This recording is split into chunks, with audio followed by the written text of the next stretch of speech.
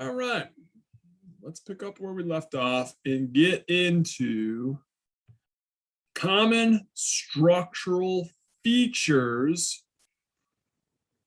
that we will see in the vertebral column. So we're going to be talking about, if you recall, last class, I was talking to you folks about the vertebral column.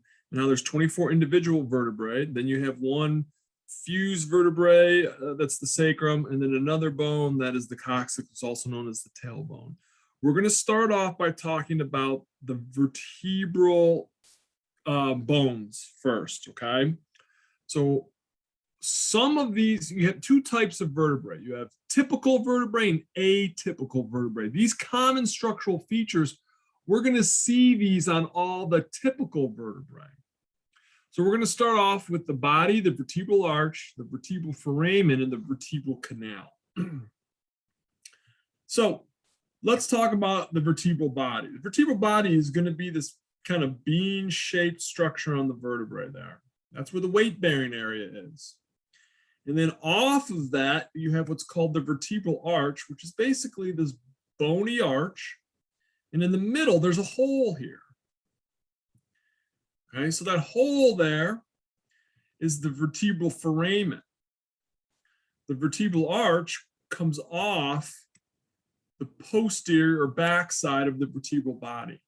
Now, when we stack up a bunch of vertebrae on top of one another, right, the vertebral foramen now go from just being an opening or a hole to a canal. So we refer to that like a tunnel-like structure. So we refer to that as the vertebral canal. And so what we've done is we've just stacked up all these vertebrae on top of one another, and we have this tunnel there, and that's where the spinal cord is going to be. Okay, so here's what we're seeing. Here's the vertebral body. That's the weight-bearing structure. And then you have the vertebral arch, which is this part, all of this, here, here, and here, all where I just drew that red line. That is the vertebral arch. So there's parts to the vertebral arch. The first part are going to be the pedicles, and that's where the vertebral arch attaches onto the body. So it's this area here. There's one pedicle, there's the other. Okay. Then you can see you have a bony process coming off on the side, and then one bony process coming off in the back. So the bony process that comes off on the side, that's called the transverse process. Then you'll see this area here, that's called the lamina. That's this area of the vertebral arch in between the transverse process and the spinous process.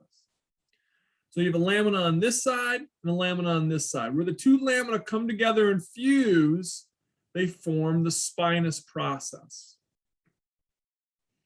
And then here you can see the vertebral foramen. So if I were to take 5 vertebrae and stack them on top of each other, it creates a tunnel or a canal. And it's now known as the vertebral canal, and that's where our spinal cord is going to be. All right, so that is a typical vertebrae. This right here is showing you a picture of a lumbar vertebrae. Look at the size of the vertebral body here. It's huge. Lumbar vertebrae are found in your low back. You got a lot of weight stacked on top of those lumbar vertebrae. So the vertebral bodies are going to be big and the discs are going to be big. All right, so again, coming off of the back part of the vertebral body is going to be the vertebral arch. And so the vertebral arch is going to start off being made up of the pedicles. Here's one pedicle, here's the other. Then, because the pedicles are going to be on the posterior lateral portion of the vertebral arch, the lamina is going to make up the posterior medial portion of the vertebral arch. Where the two lamina come together and fuse, they form the spinous process. And then off the side here of the vertebral arch, those are your transverse processes. One here, one over here. Okay, so now we're going to talk about couple other structures here. We're going to talk about the articular facets, and we're going to talk about the articular processes. Let's start with the processes first. A process, as you know, is a projection of bone, okay, that's coming off of whatever the named bone is. So this is a side view of a thoracic vertebrae. You see this bone right here? That's the superior articular process because it's found on the top of the bone. Down here, this is a lumbar vertebrae. Again, a lateral view. Here you can see a process coming off the bottom of the vertebrae. That's the inferior articular process. If you're an articular process, that means that you are going to have a connection to another bone because articulations are joints. And that's what we're going to see here. So the superior articular process of this vertebrae is going to articulate with the inferior articular process of the vertebrae above it. So if we were to take this vertebrae and then stick it on top of this vertebrae, the inferior articular process is going to articulate with the superior articular process of this vertebrae. I hope you understand that. Okay, so just think, we're going to take this vertebrae, plop it on top of that one, and this inferior articular process will connect to this superior articular process. Now, that leads me to the next structure, what we call the articular facets. The facet is a smooth, flat surface, and that's going to be the part of the bone that is going to directly make contact with the other bone that to which it makes a joint with. So if we take this vertebrae and plop it onto this vertebrae, not all of this is going to make contact with this bone here. The part of this that's going to make contact with this bone here is going to be the flat surface, and we call that a facet. So if it's coming off of the inferior articular process, then it is the inferior articular facet. And vice versa, okay? The smooth, flat area of this superior articular process that is going to make contact with this process, okay? That surface area is going to be known as the superior articular facet. Think of it like your finger. Look at your finger, okay? You have a nail on your finger, okay? So your whole finger is the process and your fingernail is the facet. That is going to be the part of the bone that makes contact with the other bone to which you're going to make the joint. All right, let me show you. You're still not sure, no worries. Okay, so if you look here, right, everything else is the same. We just added another structure. This whole thing, okay, this whole bony structure is called the superior articular process. See how we have a circle around the whole thing? So the whole thing is the process, like this. The transverse process is this whole bone. But the smooth portion of the bone, you can see it better over here. That smooth portion of that bone, that's going to be the facet. So here's the fingernail. Okay, that smooth area, I'll show you. Right there. There's the superior articular facet, and that's the smooth, flattened surface here on the superior articular process, like your fingernail is to your finger. Okay, so we'll talk about the intervertebral foramina here in a second, but as you know, a foramina is an opening in a bone, and usually things move in or out of a foramina, either blood vessel or nerves. In this case, in our intervertebral foramina, inter means between two vertebrae.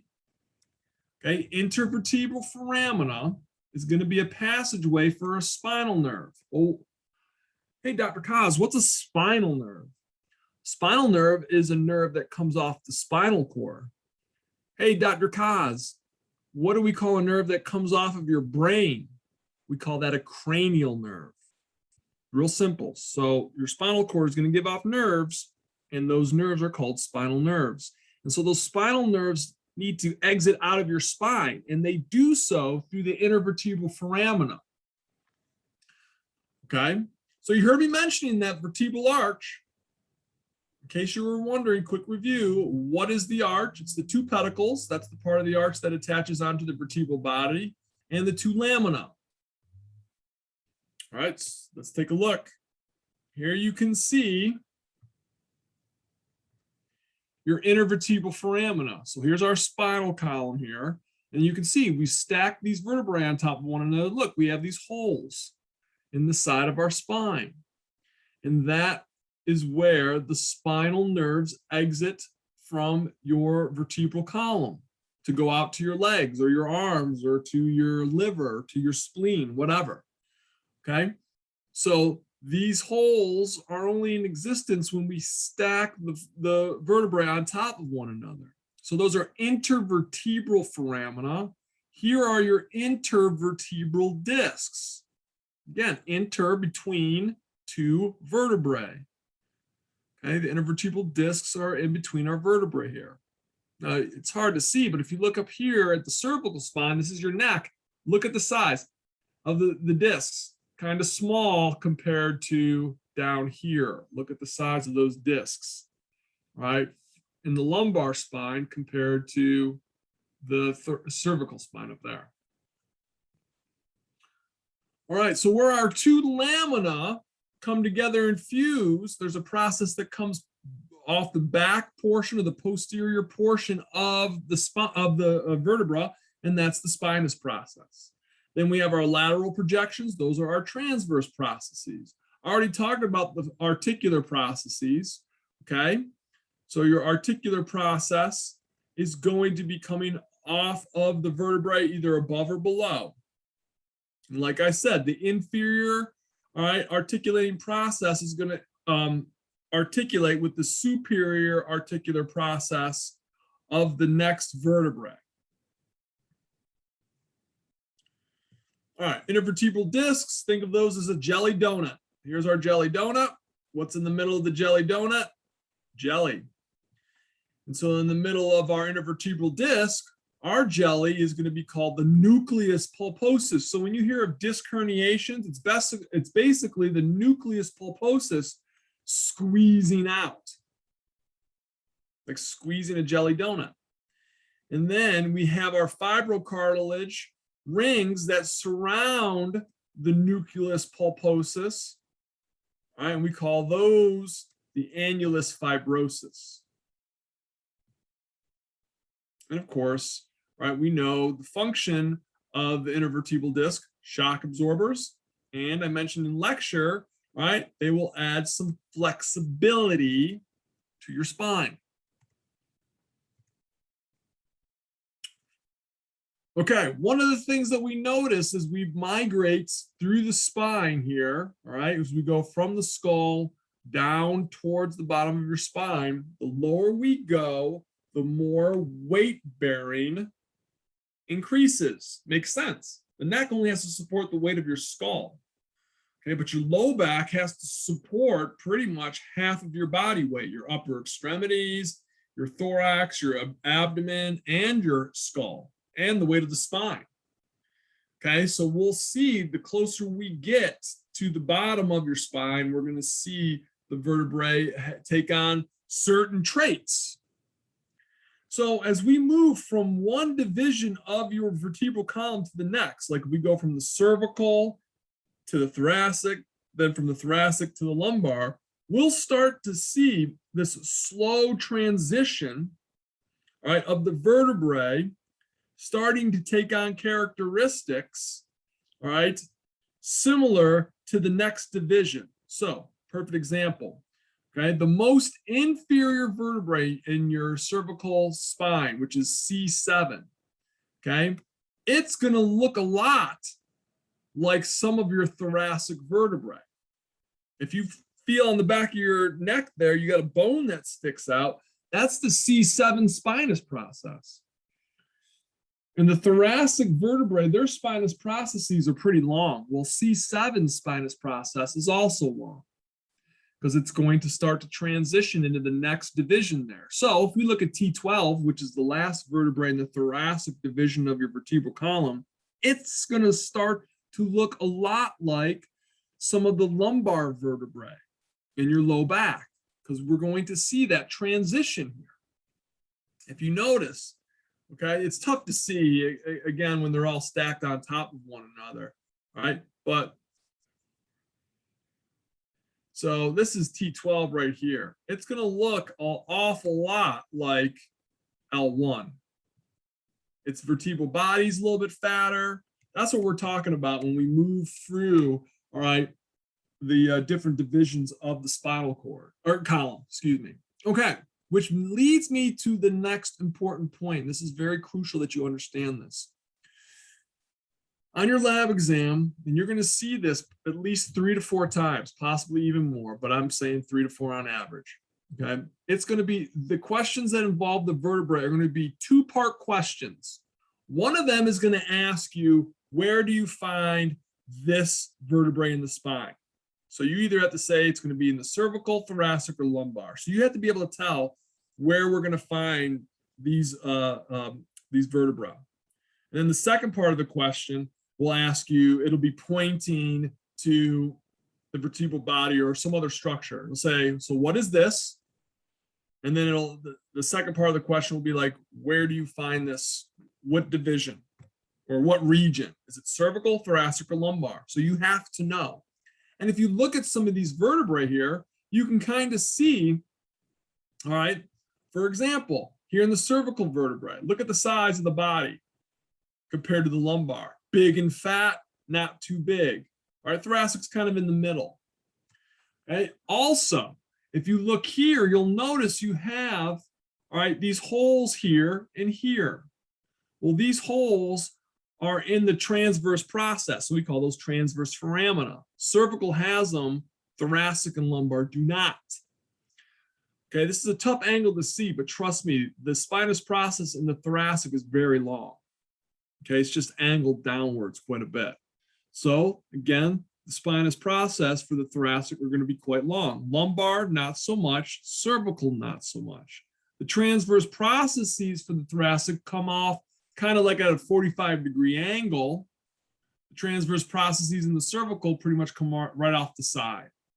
And they're pretty much coming off of, it looks like, the vertebral body. And then our transverse processes here in the lumbar, those are coming more off to the side. So I would say, look at this stuff, try to get a feel for it, right? So that'll help you out in the course there.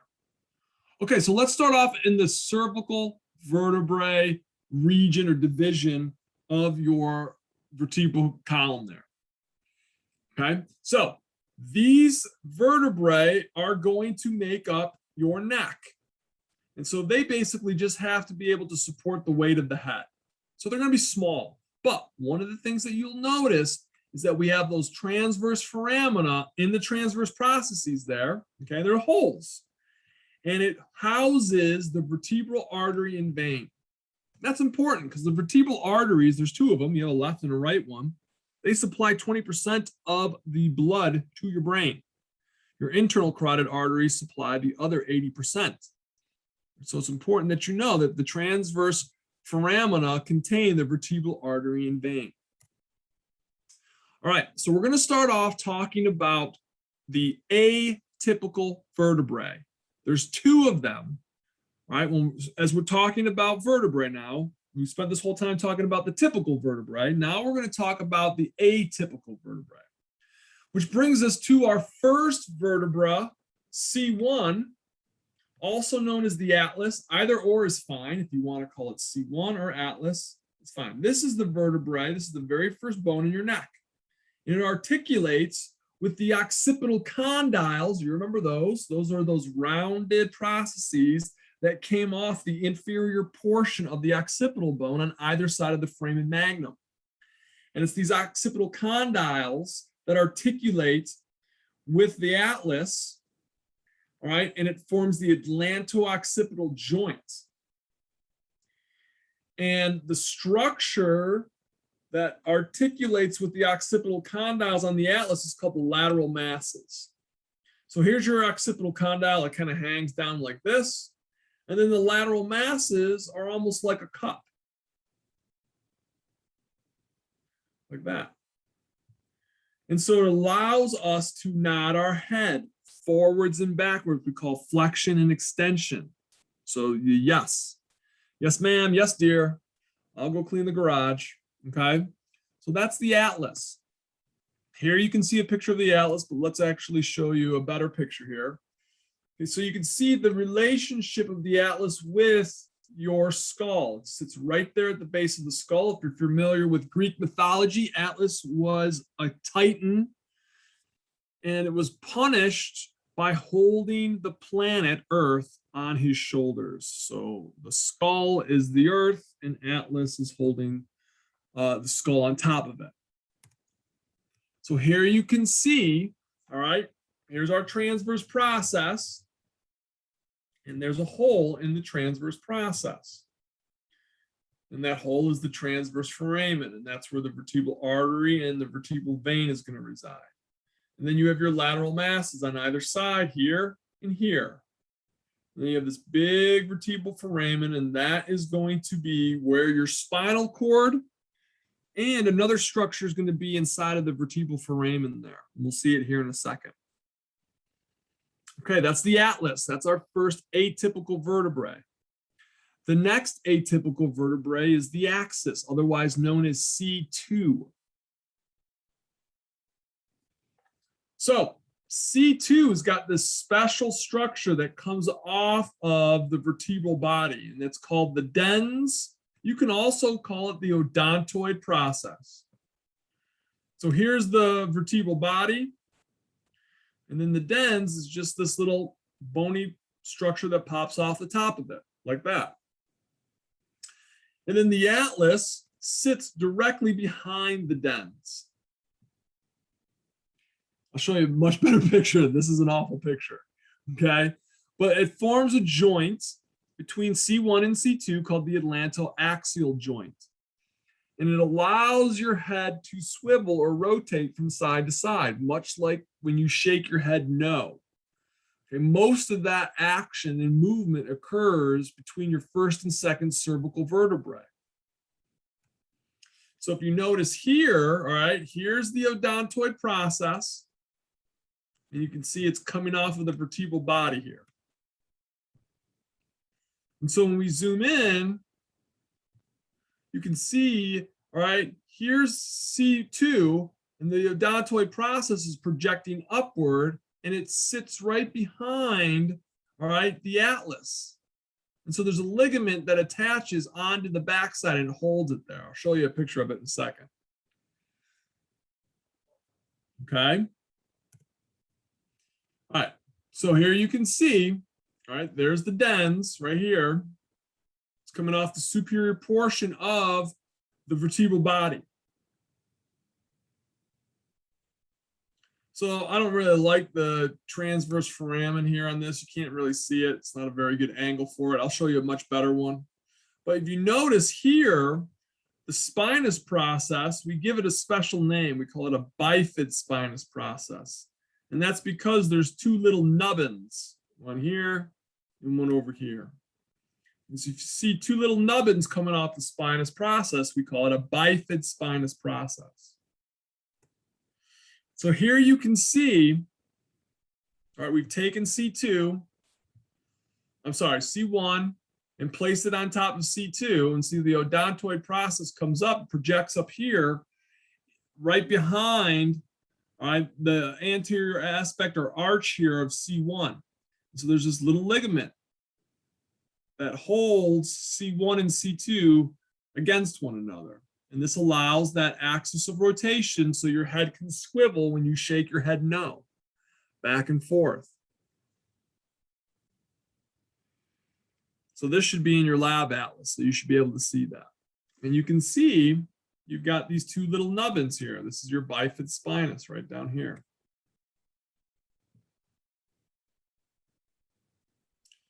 Then you can see here's your transverse foramen right there, and another one here. So you got that ligament that just wraps around the back and attaches itself onto the C1 there. All right, nice axis atlas CT scan. Okay, this is worth mentioning. You heard me talk about C7 and the spinous process of C7. Okay, that big long spinous process, because as we move closer to the thoracic vertebrae, the cervical vertebrae start to take on traits of the upcoming thoracic division there.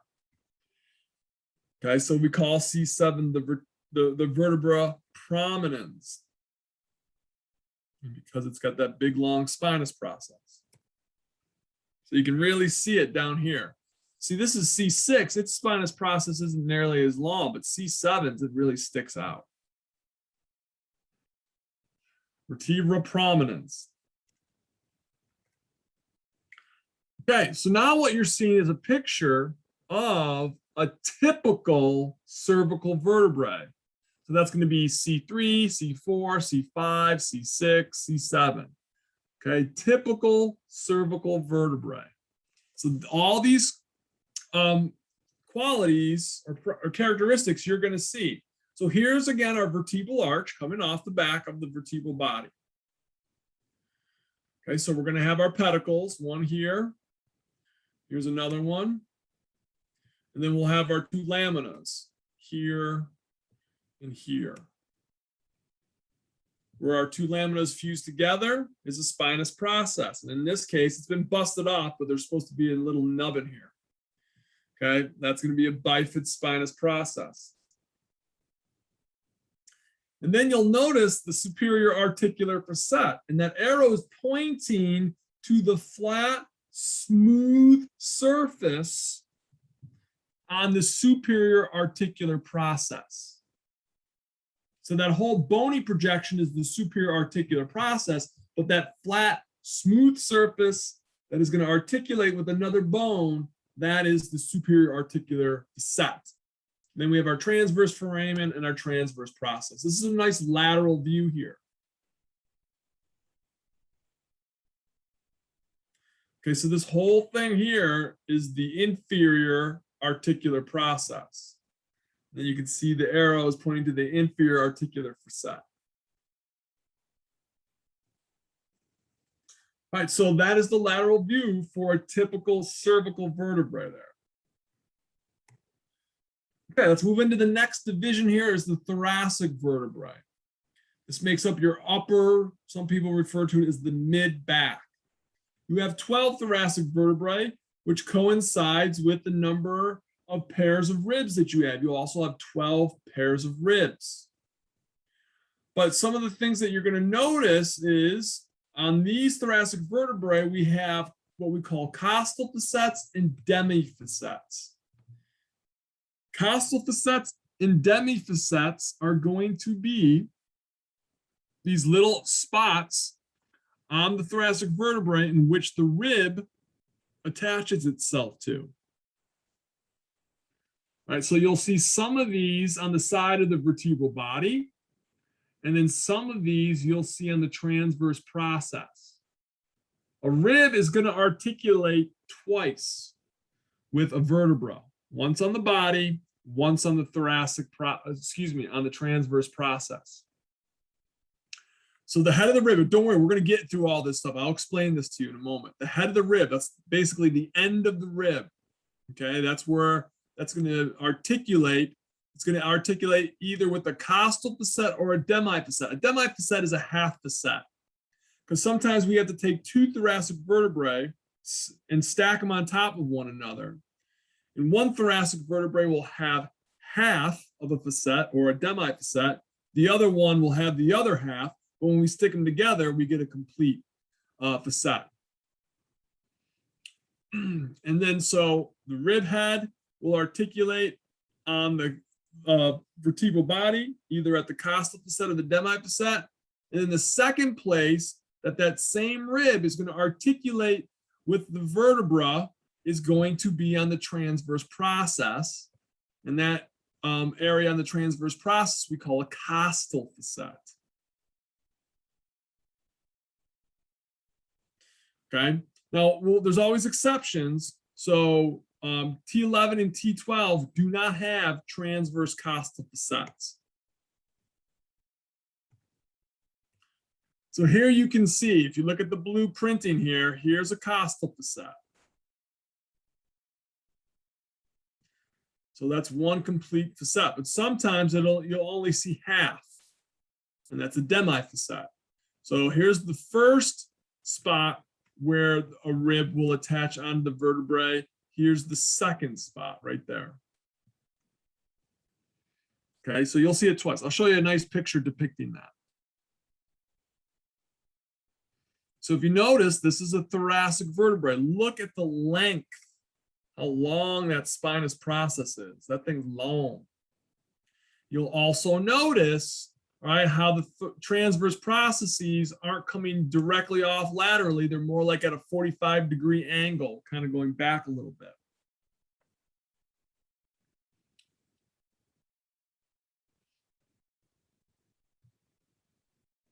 Okay, so here you can see, same thing, vertebral body, here are your pedicles, pedicle, another pedicle. Okay, then you have your lamina, vertebral foramen, transverse processes, transverse process, spinous process.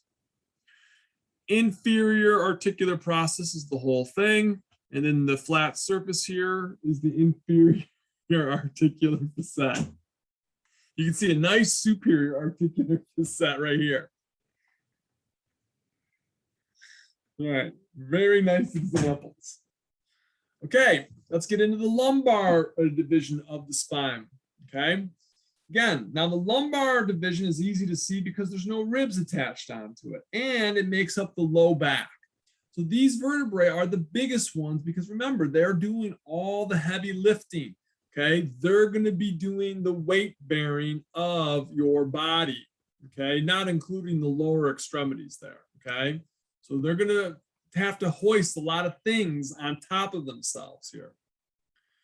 So if you look here, okay, look at the size of this body. It's huge. The vertebral body is quite large, but then everything else is pretty much the same. Okay, you have your pedicles coming off of the posterior portion of the vertebral body.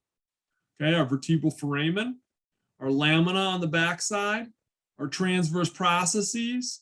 You got your superior articular process, and then the flat surface on there is the superior articular facet. I feel like by now you've gotten the hang of this. Here's a lateral view of the vertebral of the lumbar vertebrae. See how short the spinous process is? It's not very long, like how the thoracic were. You can see this is a really nice view of the pedicle. And you got your superior articular process coming off the top. Here's your transverse process, right? Where this arrow is pointing to, it's pointing to the smooth surface here of our inferior articular process. It's pointing to the facet.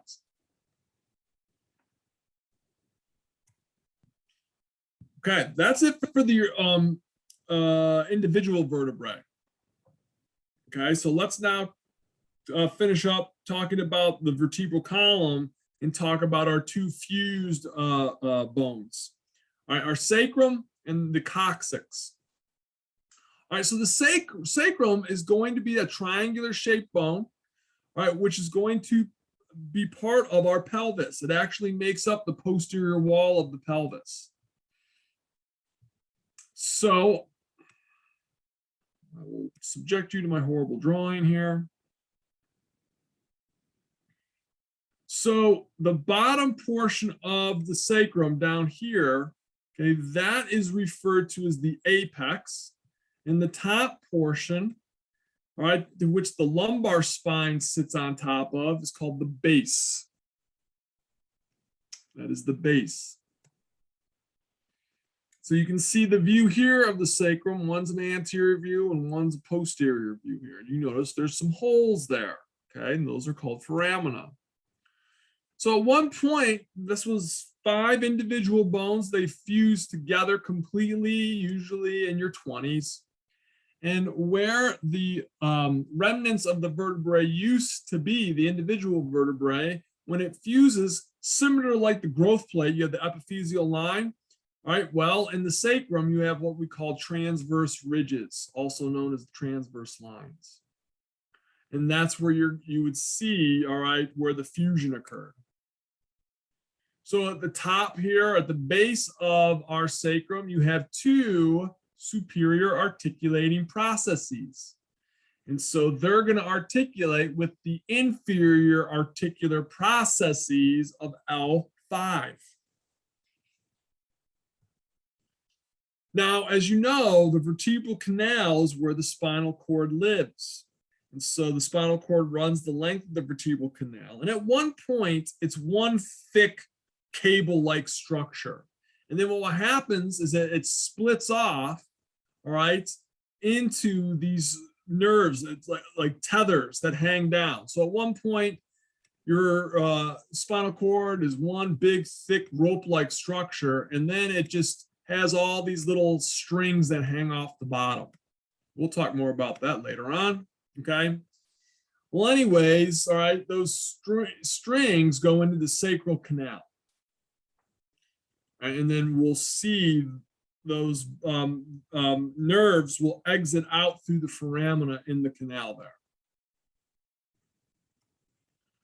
Right, now, I know we talk about the names of anterior and posterior sacral foramina, okay? And these are those openings in the sacrum that allow the nerves as they're leaving from the sacral canal to go out to certain organs and muscles, okay?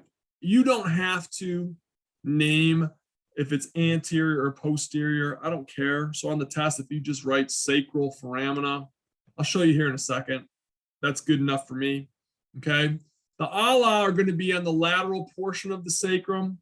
And then the auricular surface is actually the articulating surface between your two hip bones. And it forms the sacroiliac joint. Okay, so the only time you'll see the auricular surface is when the sacrum is all by itself. Okay, if the hip bones are attached to the sacrum, the auricular surface is covered up because that is going to be where the os coxa, all right, attaches. So let me show you. Okay, so here are all these holes here. And again, this is the anterior view. So we call it the anterior sacral foramina, but I don't care. If you want to label it anterior sacral foramina, you can. Okay, but if you were to on a test say sacral foramina, I'm cool with that. All right, here's the lateral portions here of the sacrum. Those are called the ala. They look like wings. Okay. Then you can see it from the posterior side here, the back side. And then the auricular surface, again, it's this whole area here. Okay, and the auricular surface is going to be covered up when the hip bones are articulating to the sacrum. All right, last but not least is the coccyx. Okay, that's otherwise known as the tailbone. Okay, at one point it varies between 3 to 5. Normally we say 4, but 4 vertebrae. At one point it fused. Okay, around our mid-20s. And eventually the coccyx will fuse to the sacrum. Now the coccyx has no structural importance to weight bearing in the spine, but what is important is its role as it serves for an attachment site for several ligaments and muscles. That's why if anybody's ever fallen on their butt and broke their coccyx or their tailbone, they can have hip pain or pain in other areas around their glutes and whatnot. And part of that is because those ligaments and muscles that come off of the coccyx can get affected by that injury that occurred from the fall. So normally when you're looking at the sacrum from the side here, kind of comes down like this. And then the coccyx swings off the bottom like that. And then when you fall on that, I don't know why those lines are doing that, but you can push it forward like that. And so it causes discomfort in a lot of other areas. There you can see the coccyx. That's an easy one because there's really no parts to the coccyx that you need to know. So if you see it on a test, just identify it as the coccyx. All right, herniated discs, I briefly mentioned this to you before. Okay, think of it as a jelly donut. This is what happens when the nucleus pulposus pushes through the annulus fibrosus, and in some cases it can squirt out, right? Or it can bulge, cause a disc bulge, is basically just like puffing out your cheeks. So in some cases, the contents will squirt out into the vertebral canal. Well, what's in the vertebral canal? Spinal cord. And so it can either pinch the spinal cord or the spinal nerves, or can do both. So we see often disc herniations in the cervical and lumbar spine. It's rare, or I shouldn't say rare. It's much less often that we see disc herniations in the thoracic vertebrae, and a lot of that has to do with the fact that the thoracic vertebrae, there's not a lot of motion that occurs in the thoracic part of your spine because the ribs get in the way. So it's much more difficult to herniate the thoracic vertebrae, or excuse me, the thoracic discs. So folks that do have thoracic disc herniations, it's usually due to some sort of trauma. Now, if you herniate a disc in the cervical region, that's up in your neck, you can have neck pain and you can have pain in your upper extremity. When you herniate a disc in your lumbar spine, you can have low back pain. And if that pain goes down the entire length of your lower limb down into your feet, we call that sciatica. I see people all the time, they say, I've got sciatica. I said, well, tell me, where does it hurt? And they said, the pain's shooting down the back of my leg and it goes down to my knee. Well, if it doesn't go past your knee, it's not sciatica. Okay, it's got to go down the entire limb. All right, let's climb into the thoracic cage here and talk about, all right, our ribs and our sternum and some of the characteristics of the thoracic cage. So we're going to start off first, all right, basically talking about what bones make up the thoracic cage. All right, in the back of your thoracic cage is where your spine's going to be. So that's going to make up the back portion. And then, of course, you have the ribs that come off the thoracic vertebrae and they wrap around towards the front. So the ribs are going to make up the lateral boundary. And then the ribs have cartilage that comes off of the distal portion of the rib that attaches onto your chest plate, the chest bone there, the sternum. So your sternum makes up the anterior border. Right? So we just learned about the functions of bone. Okay, so we know that bone acts as a protective function. So it protects the organs in the thorax, lungs and heart and other tissues there, like your esophagus, your blood, the aorta. Okay, and then thoracic cage, several muscles will attach onto the thoracic cage. Right? Many of the muscles that make up your upper extremity shoulder girdle will attach onto the thoracic cage. All right, so let's talk about the sternum. All right, also known as the breastbone. Okay, this is going to form the anterior midline of the thoracic wall there. And it's a flat bone. So what does that mean? Well, that means that there's no medullary cavity here. No medullary cavity whatsoever. So it's just going to be compact bone and spongy bone with a lot of bone marrow because the sternum is one of the bones that plays a large role in hemopoiesis. So there's three parts to the sternum. All right, so the top part, again, it's almost like a wedge-shaped structure. There's three parts. That's not actually too bad. All right, so the top part is called the manubrium right there, that triangular-like bone. And this is the part where your two collarbones, known as the clavicle, will attach on either side. And they go back towards the scapula or your shoulder blade. So there's a space right here in the middle, a little notch. Okay, we call that the suprasternal notch or the jugular notch. It's also referred to sometimes as the sternal notch. So there's a lot of names for it. Okay, but if you could palpate it, feel your collarbones and just keep going down towards the center and feel where they stop. All right, and then right in the middle there, you can feel this notch right in between your two collarbones. And that's the suprasternal or jugular notch. All right, the long portion, the second part that comes down off the manubrium, that is called the sternal body or the sternum body. This was where we're going to see ribs 2 through 7 attach onto there. Now, the area where the manubrium and where the sternal body attach to one another creates this little elevation. I use it all the time when I was doing a DOT medical physical today, and whenever I listen to the heart, I always palpate out the sternal notch, and or not the sternal notch, the sternal angle there, and that's the landmark that I use to listen to the heart valves, the aortic and pulmonic. So this little raised here portion is an important anatomical landmark. Your second rib is also going to attach there. And so it's hard to feel the first rib. So if you know where the second rib attaches, you can palpate down and find out where the rest of the ribs are. And then we have this little guy that hangs off the bottom, and that's called the xiphoid process, right?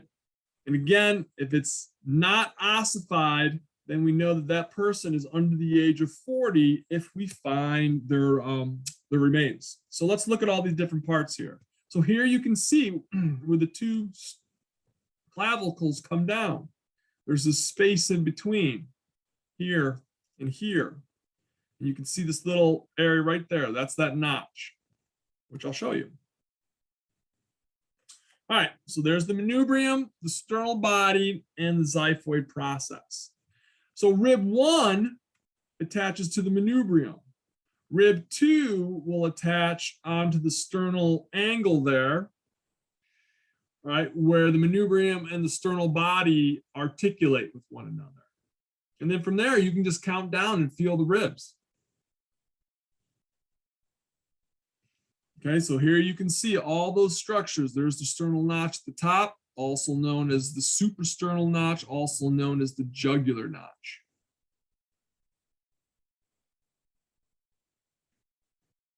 All right, let's finish up and talk about those ribs. What are ribs? They are flat bones.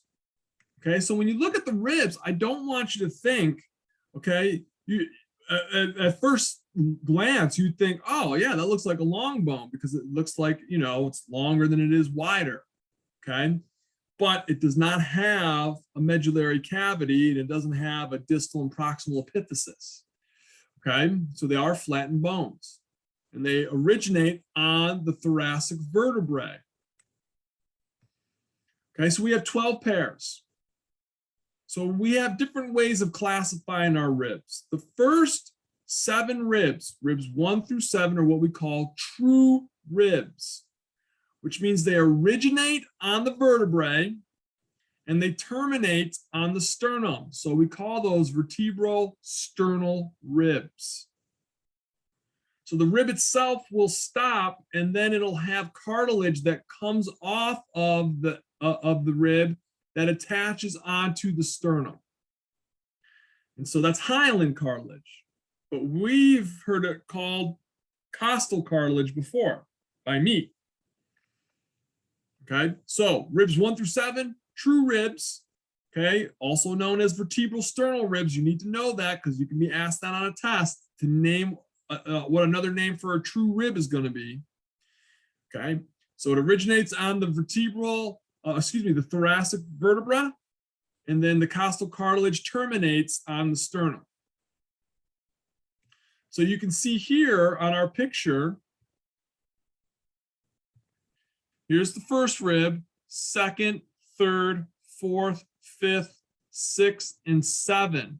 See the costal cartilage for 7 will terminate here. All right, on the sternum. All right, so that leaves us the remaining ribs 8 through 12, and we call those false ribs. They do not, all right, the costal cartilages for those ribs do not directly, all right, attach to the sternum. So there's two types. The ones that do have costal cartilage, those are ribs 8 through 10. So we call those vertebral chondral ribs. So again, they originate on the vertebra, hence vertebral. Chondral, all right, stands for cartilage. So the costal cartilage for these ribs, 8, 9, and 10, okay, their cartilage terminates on the costal cartilage of rib 7. Okay, so they do not directly attach to the sternum. They directly attach onto the costal cartilage of rib 7, and rib 7's costal cartilage directly attaches to the sternum. And the last two ribs are ribs 11 and 12. And we also will call those floating ribs, okay, because they do not attach to the sternum at all. All right, so therefore we can call those vertebral ribs because they originate on the vertebrae, but they have no attachment to the sternum whatsoever.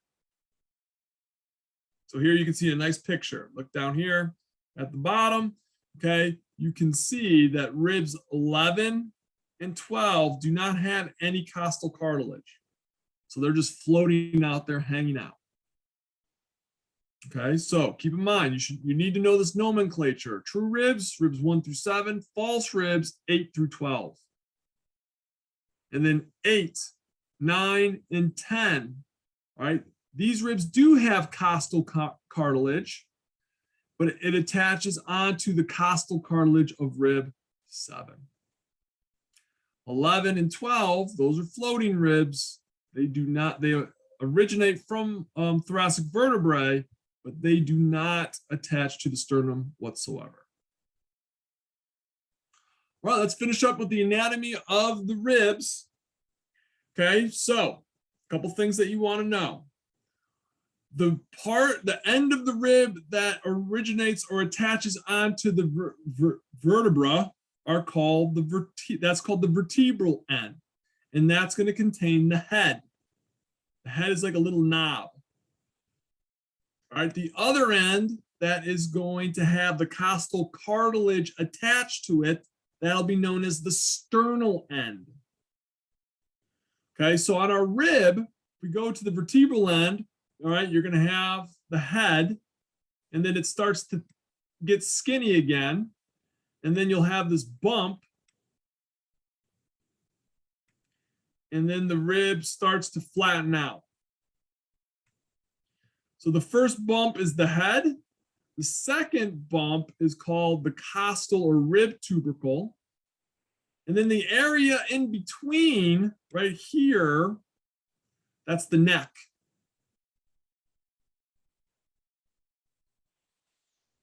All right. And so where the shaft of the rib really starts to take a turn towards the front, that's called the angle of the rib. And then on the underneath of the shaft of the rib, there's going to be a little bit of a indentation there, and that's called the costal groove. And that's where the nerves and blood vessels will be found. And it's on the inferior portion. So that's right over here. Here's the costal groove right here on the inferior portion. All right, so here's the vertebral end. That's the part of the rib that articulates directly onto the vertebra. So this first knob, there's the head. Okay, the second knob is known as the rib tubercle or the costal tubercle. And then right in between is the rib neck. And then at the far end, the flattened end, that's the sternal end. That's where the costal cartilage attaches. So let's show you this. Now, when I was telling you before, all right, our rib will attach twice, okay, two vertebrae. Once here, and the second time here, unless you're rib 11 and 12. Okay? Because then you only attach once. So there's two sites of attachment everywhere else.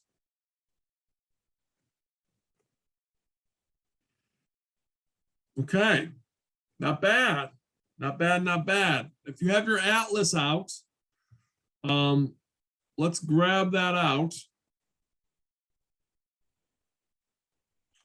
And let's just get some labeling done here. The last part. Now, a lot of this you'll already have.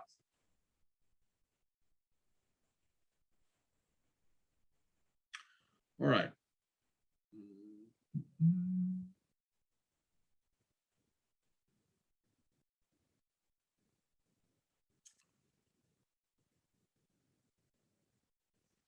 All right, let's see. Here we go.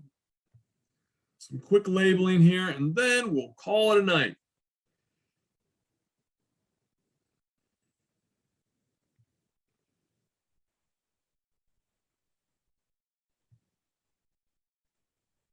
I don't know what I just did there. All right, hold on. There we go. Okay. Here is our first cervical vertebrae. It's an atypical vertebrae known as C1 or atlas. Either or is fine. I know what I would write on a test. Those are the lateral masses. Those are going to be the areas of the vertebra that are going to articulate with the occipital condyles of the occipital bone. Here is the second atypical vertebrae, known as the axis or C2, and that projection coming off the superior aspect of the vertebral body is called the dens, or you can call it the odontoid process. Either or. Here it is from this angle, and that's going to be the structure that is going to articulate with C1. Right there, you can see C1 and C2 articulating with one another. We have our bifurcated spinous process right here. Those two little nubbins there. All right, here's a typical vertebrae. You should know all of these by heart. And what I mean is, all right, the rest of the vertebrae in the body are going to have all of these features. The vertebral body. Okay, then you're, as part of the vertebral arch, you'll have the pedicles. And if you notice here in the vertebral foramen here, okay, the pedicles make up the lateral boundary to the vertebral foramen, and the lamina makes up the posterior medial boundary on the backside of the vertebral foramen. Okay, so pedicles will be on the side, okay, and the lamina will be on the back here. So then you have a transverse process projecting off mainly to the side, and then the process that projects off the posterior aspect of the vertebrae, that's the spinous process. That's where the two lamina fuse together. All right, make sure that you can tell the difference of the characteristics of these different vertebrae. I can guarantee you will lose half credit on the test questions. Those are two-parters. So it's great that you know what the spinous process is, but you're not going to get full credit unless you can identify where that vertebra is in the spine, whether it's in the cervical region, the thoracic region, or the lumbar region. So just kind of look over the characteristics as you're studying this material. Big fat bodies in the lumbar, small bodies in the cervical. Cervical have the transverse foramina. Okay, none of the other ones have transverse foramina. Okay, the transverse processes for the lumbar come right off the sides here, whereas the thoracic, they're kind of more at an angle. The transverse processes in the cervical pretty much come off the lateral aspect of the body there. Okay. All right, there is the vertebral body for C2 or the axis. Here it is on on a typical vertebrae in the cervical region. There's the vertebral body. Here it is from a superior view. All right, here's a thoracic vertebral body. Again, look at those transverse processes if you're not sure what region of the spine you're in. And here's one for the lumbar vertebrae. There's a vertebral body for the lumbar. Look at the size of that vertebral body there. All right, here's a lateral view for a lumbar vertebral body.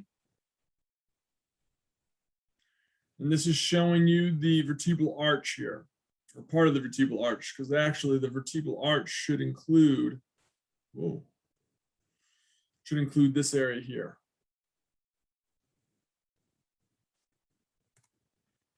All right, again, we're missing the pedicles. This dotted line should be going from here all the way to here.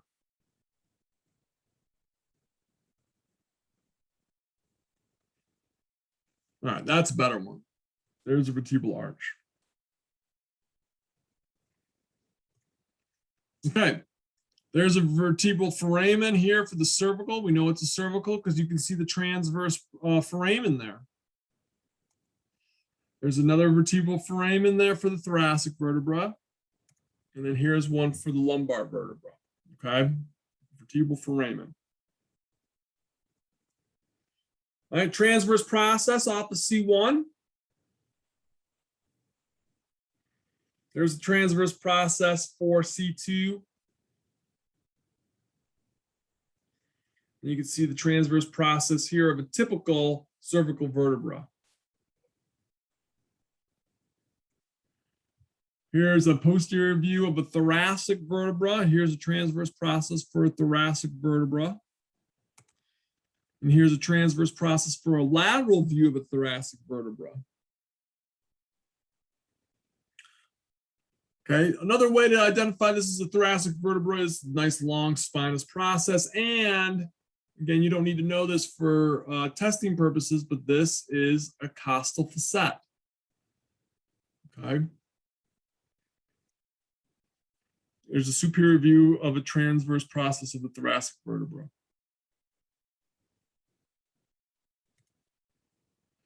And there's the transverse process for the lumbar vertebra.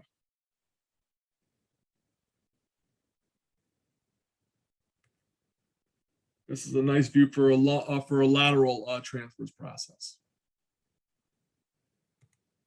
All right, transverse foramen. Good thing is there's only transverse foramen present in cervical vertebra. So here it is for C1. Here it is for C2, one of our transverse foramen. And then you can see it in all the other typical vertebrae. Okay, quick review. Here are your articular processes. If it's coming off the top part of the vertebra, it's a superior articular process. If it's coming off the inferior portion of the vertebra, it's an inferior articular process. Okay, then the actual surface of the process that's going to articulate with another bone is called the facet, like your fingernail on your finger. Okay, so this is a superior articular process for the C2. Now look, that's an inch. It's a weird process, but nonetheless, all right, that is the superior articular process. Now the arrow is pointing to the flat portion there. Okay, so specifically, that would be the facet.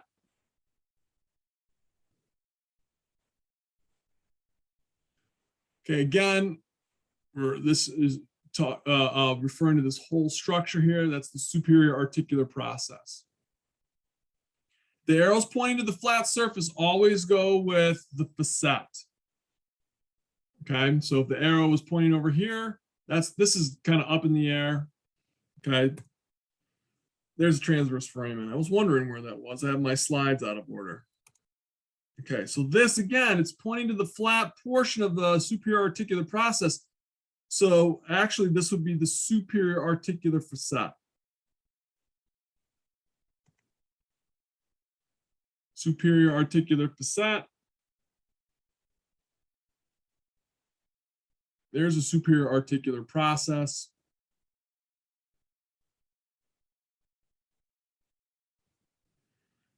And then there's an inferior articular process on C2.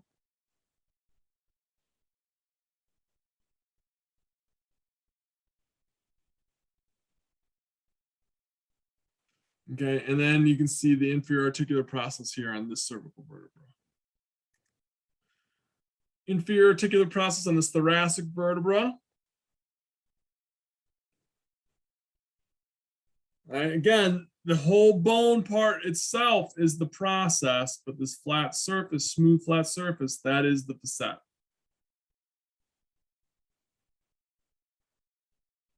Okay, bifurcated spinous. We got our two little nubbins popping off on either side.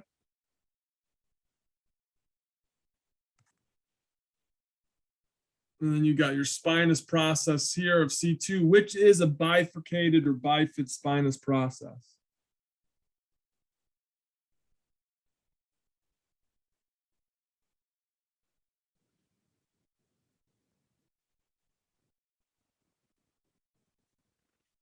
Okay, then our spinous process coming off of our cervical vertebrae there. Here it is coming off the lateral view. And you can see it coming off the thoracic vertebrae spinous process. Nice lateral view here of the thoracic vertebra spinous process. Here's the lumbar vertebra spinous process, or nice lateral view there. You can see it's short and stumpy. And here's the superior view of the spinous process of the lumbar vertebrae.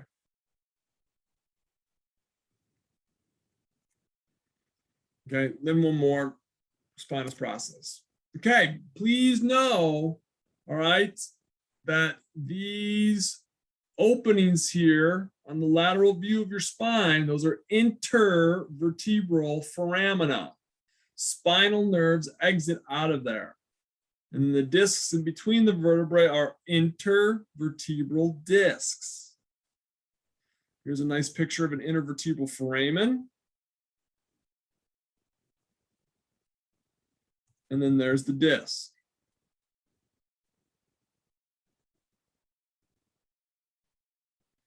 Okay, let's move on to the sacrum. Okay, only a couple of items to know on the sacrum.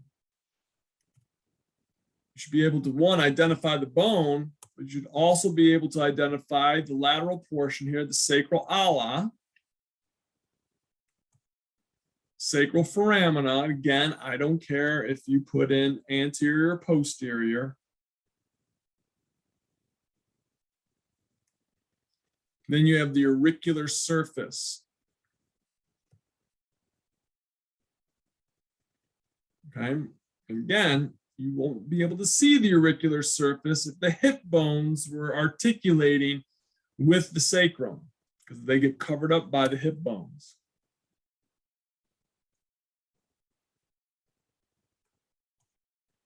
And then our tailbone, the coccyx, all by itself. Okay, onto the thoracic cage. Almost done, folks. You're doing great. Final run through here. Okay, you have your sternum. The top superior portion of the sternum is called the manubrium. Here you can see it in the whole thoracic cage. Okay, the manubrium. Manubrium is part of the sternum in which the two clavicles articulate with. Okay, that little indentation there is the jugular notch or the suprasternal notch. Okay, here you can see it with the whole thoracic cage. Suprasternal notch or jugular notch. Then we have the largest part of the sternum, the sternal body. That's where ribs 2 through 7 attach onto. There's the sternal body. And the last part of the sternum, which is the xiphoid process. There's the xiphoid process, just hanging on down.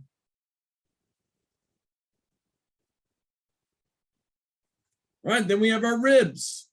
Okay, some of our flattened bones here. Here we go. The rib, that flattened area is the sternal area.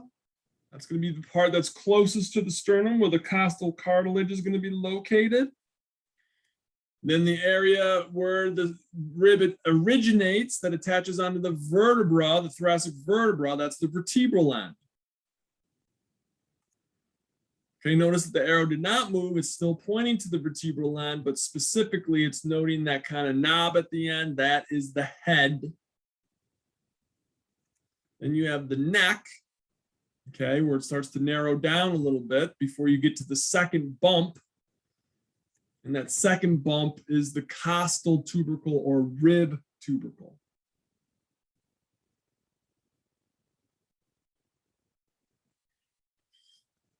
All right, then we have our ribs. You have 12 pairs, okay? Ribs 1 through 7 are the true ribs, also known as the vertebral sternal ribs. They originate on the vertebra and then terminate on the sternum. Okay, it's ribs 1 through 7. Then our false ribs are 8 through 12, and we classify them as ribs 8 through 10 are going to be the ones that will attach onto the costal cartilage of rib 7. And so that's 8 through 10. So they originate on the vertebrae, terminate on the sternum, but not directly. Then we have 11 and 12. Those are the vertebral ribs or the floating ribs.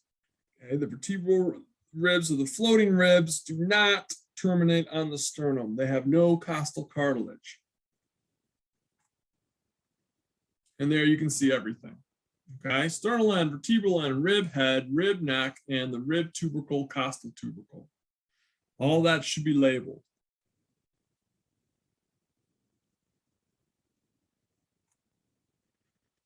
Okay, and then you can see the anatomy of the ribs here articulating twice. All right, you folks rock. Any questions